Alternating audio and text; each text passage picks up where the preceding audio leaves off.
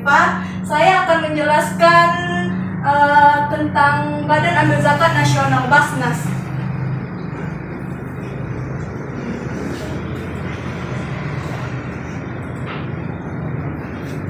Apa itu Basnas? Badan Amil Zakat Nasional adalah lembaga yang melakukan pengelolaan zakat secara nasional.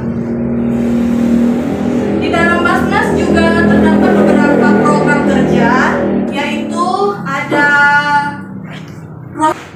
selanjutnya juga ada Rohil Cerdas. Rohil Cerdas ini juga bertujuan untuk membantu orang-orang yang memiliki anak-anak yang punya tunjangan sekolah seperti SPP yang belum dibayar selama 3 bulan bisa dibantu, atau beasiswa atau.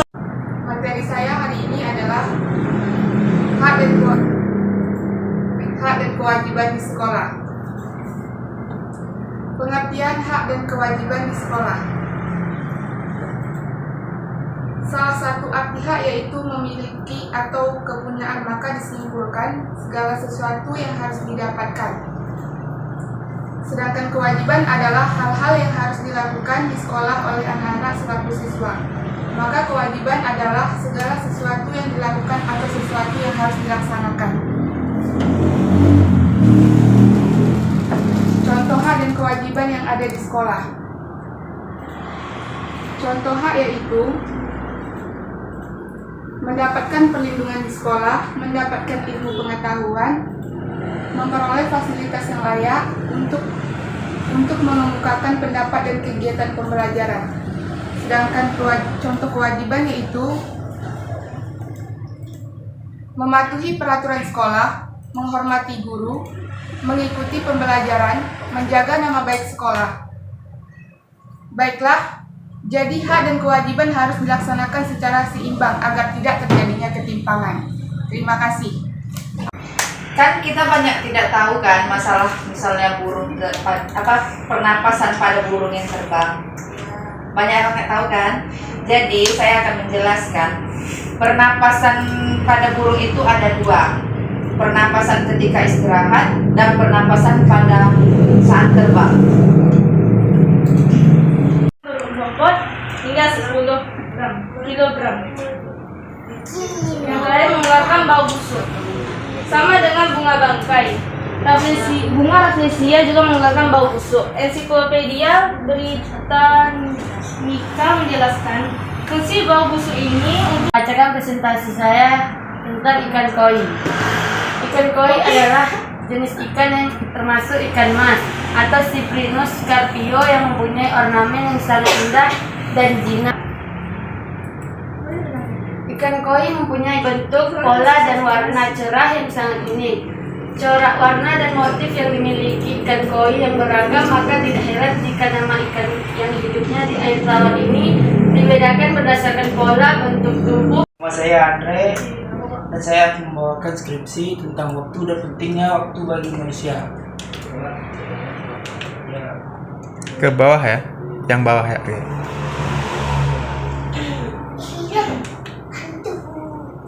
Apa itu waktu? Waktu menurut Kamus Besar Bahasa Indonesia adalah seluruh rangkaian saat ketika proses, perbuatan, atau keadaan berada atau berlangsung.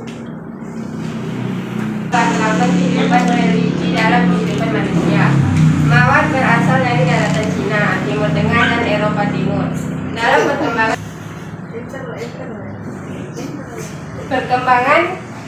perkembangbiakan pada bunga mawar berlangsung dalam 2 cara, yakni generatif seksual dan vegetatif aseksual. Secara generatif atau seksual, perkembangbiakan mawar dengan cara generatif berlangsung dengan melibatkan serbuk sari dan putih. Budidaya mawar secara seksual ini dimulai dengan proses penyerbukan, yakni bertemunya serbuk sari putih. Jika penyerbukan berhasil, maka akan terjadi proses tumbuhan sehingga tumbuh biji.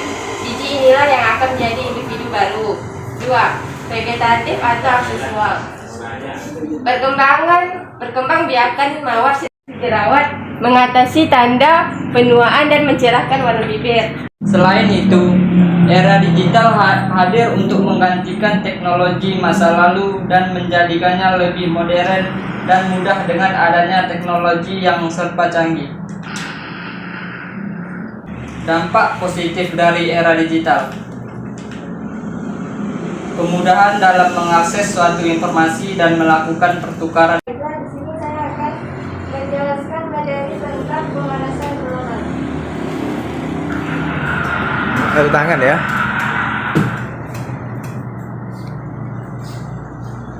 Baiklah, di sini ada definisi pemanasan global. Definisi pemanasan global adalah perubahan iklim mengacu pada perubahan suhu dan pola cuaca dalam jangka panjang, terutama dengan pembakaran bahan bakar fosil atau seperti batu bara, minyak, dan gas yang menghasilkan gas yang merangkap panas. Di sini ada 3 cara mengurangi pemanasan global. Yang pertama, matikan semua alat elektronik saat tidak digunakan. Yang kedua, matikan keran air saat sedang menggosok gigi. Yang ketiga, gunakan lampu hemat energi.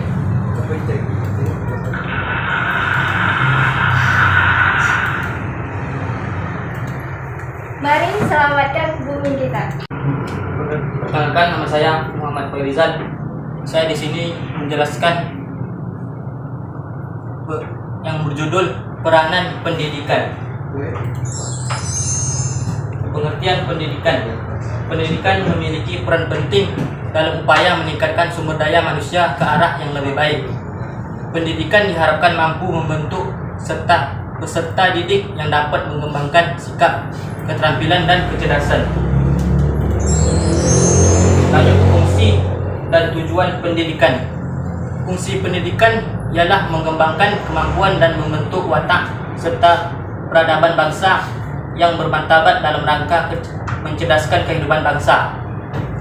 Tujuan pendidikan. Tujuan pendidikan ialah mengembangkan potensi peserta didik agar beriman dan Tidak. Terima kasih. Mungkin Assalamualaikum warahmatullahi wabarakatuh. Perkenalkan, nama saya Dari Saputra. Saya akan menjelaskan tentang arti lambang sila Pancasila. Tujuan pembelajarannya adalah siswa dapat menyebutkan bunyi Pancasila. Yang kedua, siswa dapat menyebutkan lambang dari sila Pancasila. Yang ketiga, siswa dapat menjelaskan arti dari sila Pancasila.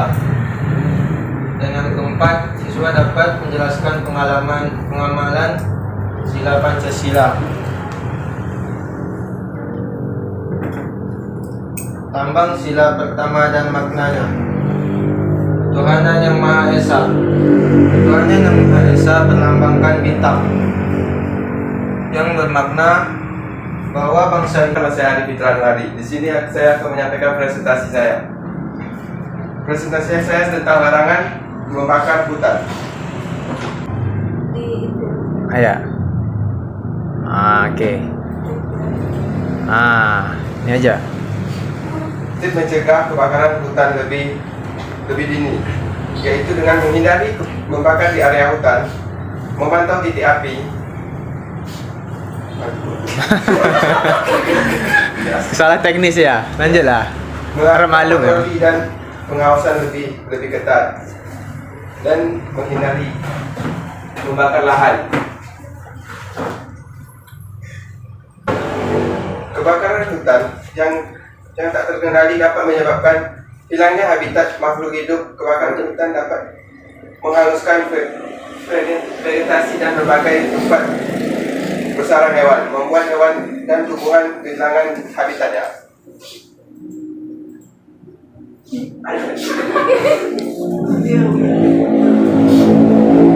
Dan marilah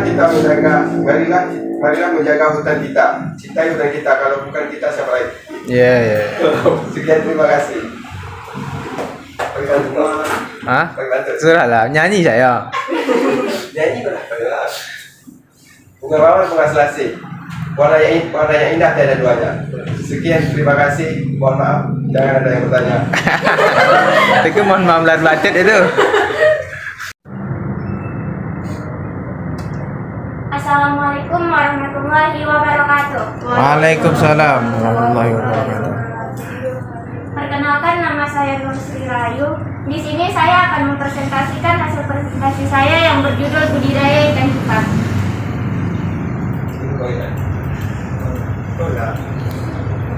Ini kepatin kan nak?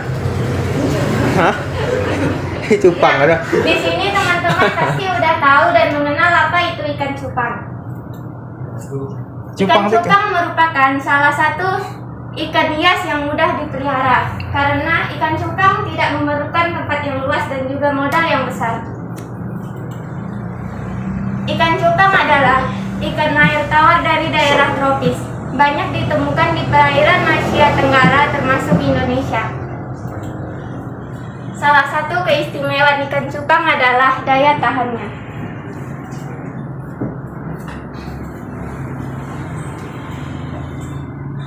Jenis ikan cupang.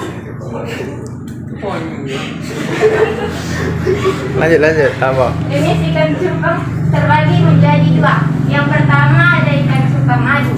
Ikan cupang madu dipelihara untuk diadu. Yang kedua ikan hias. Yang kedua cupang hias.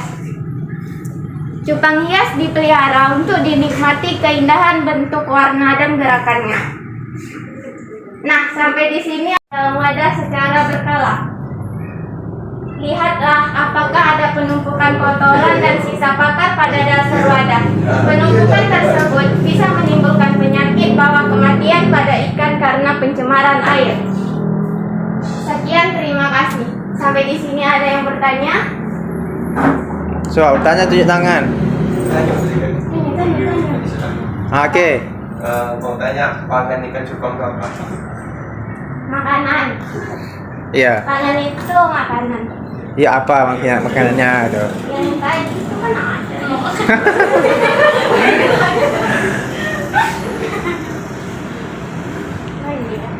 Tuh, larva nyamuk, cacing sutra, tapi kalau di bagan nyamuk, semut, gitu. Kondisinya tidak memungkinkan, maka dari itu seseorang itu tidak diwajibkan melaksanakan ibadah haji. Kemudian kita langsung masuk ke materi kedua, yaitu rukun iman.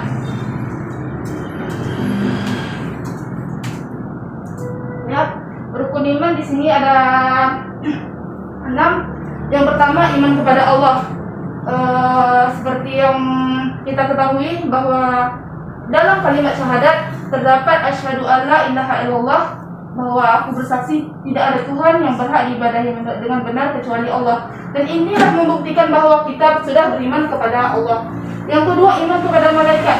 Malaikat mungkin ada puluhan ribu atau mungkin puluhan juta bisa dikategorikan. Tapi untuk penjelasannya, karena ulama menyimpulkan ada 10 macam malaikat yang kita imani, dari Israel sampai Ridwan. Kemudian yang ketiga, karena kodok itu adalah aturan yang Allah telah tetapkan. Bagaimana kodok itu bisa berubah? Kalau misalnya seseorang sakit, mungkin lututnya asam urat atau apa. Jadi kan kita melaksanakan sholat berdiri, kemudian rukuk dan sujud. Tentu orang-orang yang memiliki sakit lutut akan mengalami kesulitan dalam melaksanakan rukuk. Jadi sebagai yang memudahkannya, boleh melaksanakan sujud, melaksanakan sholat dengan cara duduk atau berbaring sesuai dengan kemampuannya. Baiklah. Nama saya Mas Febri Muhammad.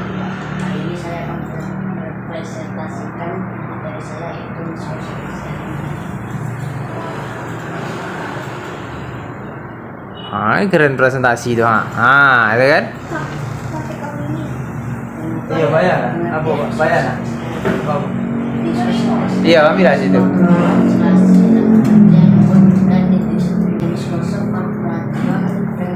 Dapat jalankan pada diskursus yang bagus. Kemudian penggunaan diskursus ekstern. Pertama, membuat, mengedit, memberikan ringkas kata. Yang kedua, melakukan perhitungan aritmatika dan statistika. Yang ketiga, membantu menyelesaikan soal-soal logika dan matematika. Yang keempat, membuat berbagai macam grafik dan diagram. Yang kelima, membuat catatan keuangan anggaran sistem bersama orang tua.